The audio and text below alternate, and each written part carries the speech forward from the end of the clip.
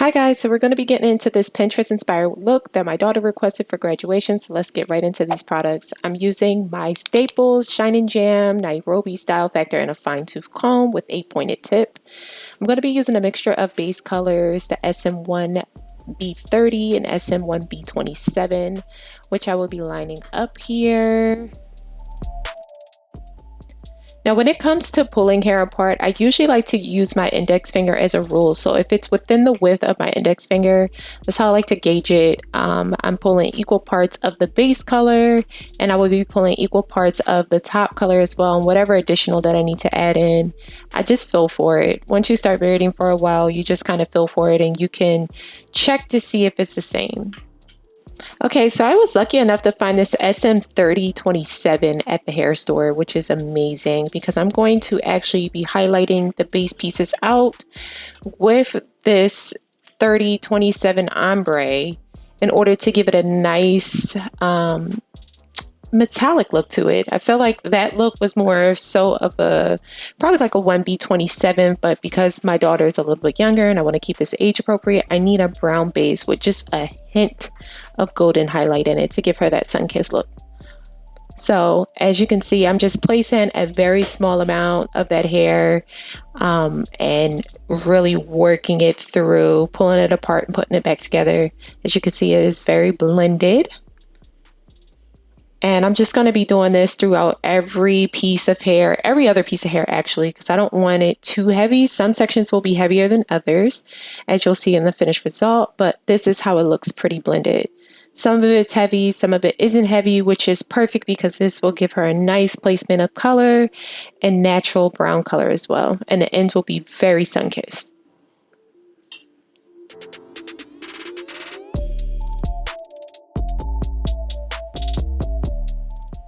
Okay, so moving right along, we're going to get into our parting next. I like to start with clean hair. The cleaner the hair, the better. No oils, no products, no nothing. She's literally just washed and blown out her hair, and that's how I like it. Nothing on my base. Do not put anything on my canvas because we will have issues. But I like to start out doing an ear to ear part straight across, so that way I have an equal diameter of the head. I already know that I'm going to get at least 2 rolls out of the back, so splitting that right down the center, right above the ear is always a perfect guide for me.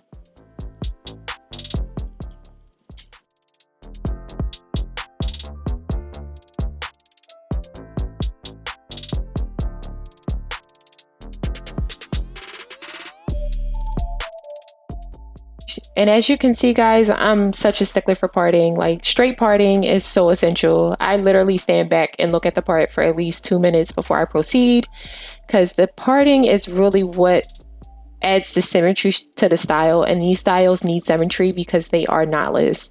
When you don't have bulky knots, you can see every imperfection in the parting. So I'm just going straight in with the back. It is always very important to start with your middle piece in the back. If you're not just doing 2 big knotless braids in the back, you definitely want to start with that middle section in the back because her head is a little bit on the smaller side. I'm giving her some extra braiding by adding this 3rd braid in. And it is so important to make sure that you smooth out those partings with some product. I like to use the Shine and Jam as well. Style Factor in order to give her those nice crisp and clean parts so her hair doesn't curl up as I'm braiding down. She does have 100% natural hair, and any water-based product will curl her hair up, so I try to avoid that all the way around.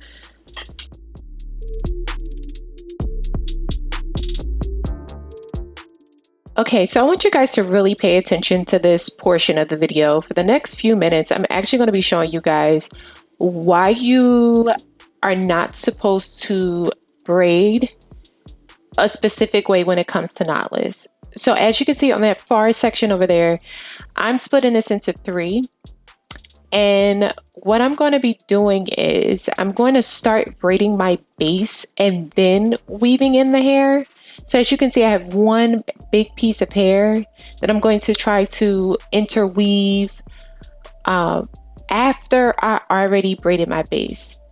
The whole important part of knotless is to get that hair right in the section of the center. So when you pull your right side or your left side into the center, you want to place that hair in there when you're supposed to, because if you wait until it's too late, you're going to have a serious line of demarcation when it comes to weight of the braid, and it's not going to look seamless, and you're going to have a really skinny base and a really bulky beginning after that. So I'm going to speed this up so that way I can get through and show you guys the other side on why you're supposed to actually weave that hair in before and not use such a big piece of hair, and take your time with adding your hair in to build up bulk.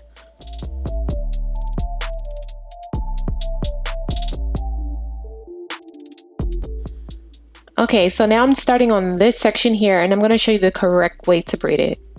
So after you smooth, you place your product in smooth, you're going to split that hair into 3, and you're going to start braiding, but leaving that centerpiece open so that way you can weave that hair straight into the centerpiece. So now you have a centerpiece of hair that is locked in, a centerpiece of braiding hair that's locked in, and you're adding hair to that afterwards.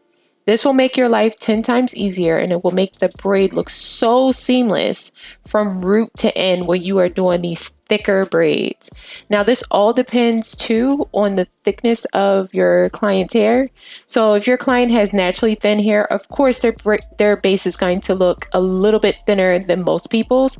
But say if you have someone with very thick hair, you may not even have to add too much hair as an anchor piece in the center of the braid. This is really just to add that bulk in, and you have to be able to gauge it based off of the way it feels in your hand. So if you want to double check, triple check the width with the other braids that you have already braided, that is always a good rule of thumb when it comes to knotless braid.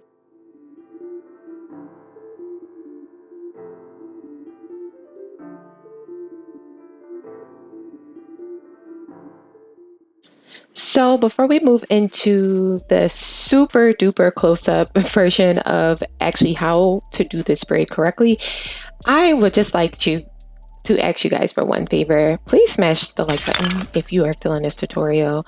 Also, hit the bell notification and the subscribe button if you are looking for more content. I will be rolling out more content. This channel is just getting started, and I would love for you to be a part of the community. So please, please, please, please, like, subscribe, share, hit the bell notification. Thank you. All right, I'm gonna flip this up and show you. So on the far left, as you can see, it's very skinny at the top and then it gets really bulky, where the two closer to the right are very seamless. And you can't really tell where the braiding hair was even added. Now they're all the same width, which is amazing, but the only difference is at the knot itself. And this is why I'm telling you, you have to take your time to do it. So I'll show you guys one more time close up. Smooth that hair out as smooth as possible. Start braiding like you would generally braid. You're leaving that center section open, right where the index finger and the thumb meet. You're going to pinch in hair because that outer side is coming into the center, and then you're going to braid it down. You're going to pull the hair taut as you're braiding down, so that way you can really lock it into place and it can lay super flat to the head and not be bulky. Again, pinching that hair straight into the center, braiding it down, and blending it all in.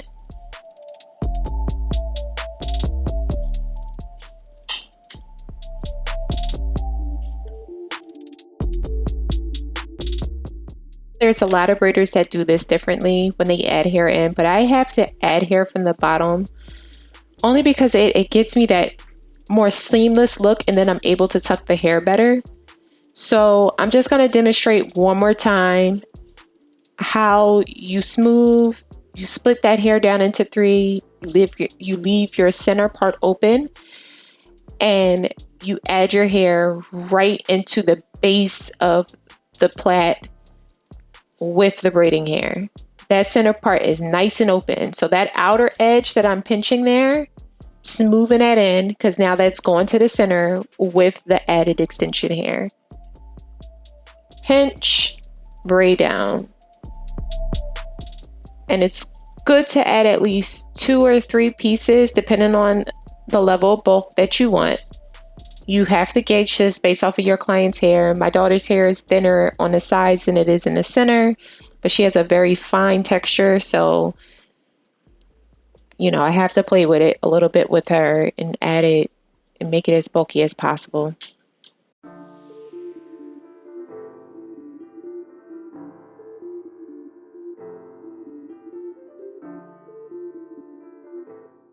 Okay, so I slowed this frame down just a little bit so that way you can see that I am tucking the hair as I go. I don't want too much of her dark hair to sit on top of the braid at the root, and I want it to blend very well. So I'm tucking that hair, literally just bringing it around the extension hair and placing it right at the bottom. And as I'm adding hair, the hair that's being added is actually covering the hair, which is acting as like a sandwich to keep her natural hair enclosed within the braiding hair. So all you're seeing is color at this point. Now she does have an ombre highlighted mixed color, which isn't too harsh when it comes to actually seeing the dark hair and the blended hair together. But when you still tuck the hair, it does make it look a lot more seamless all together as a package once you're done.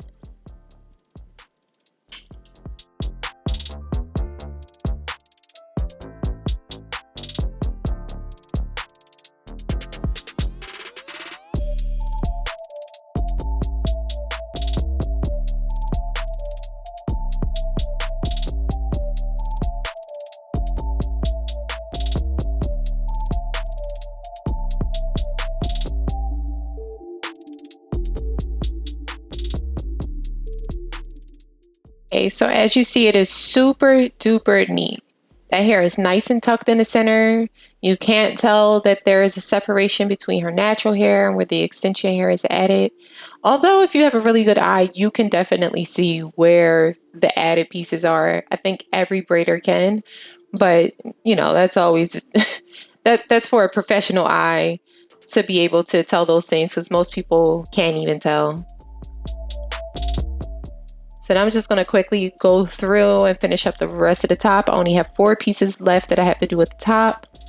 This was super easy and super quick, guys. Like, this literally took me maybe about 3 hours, 3.5 hours, only because we stopped maybe once or twice. Her dad came and chatted with her for a little bit.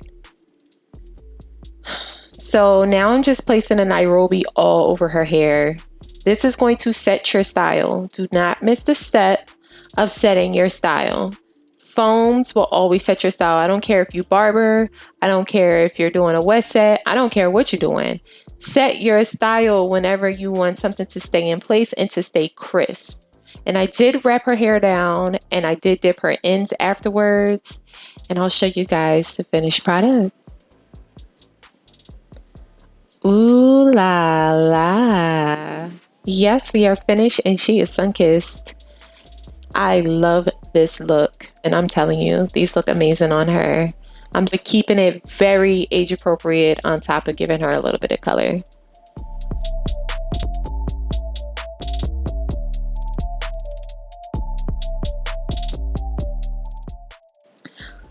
Oh, you guys, this was such a proud mama moment for me. This was such a crazy year with the remote learning and COVID and everything else. So I'm just so proud of her. She looks so pretty. Oh, it's a success in many more years. I hope you guys enjoyed this video. If you did, make sure you hit the like button and subscribe. And I will always check you guys in the next video. Take care.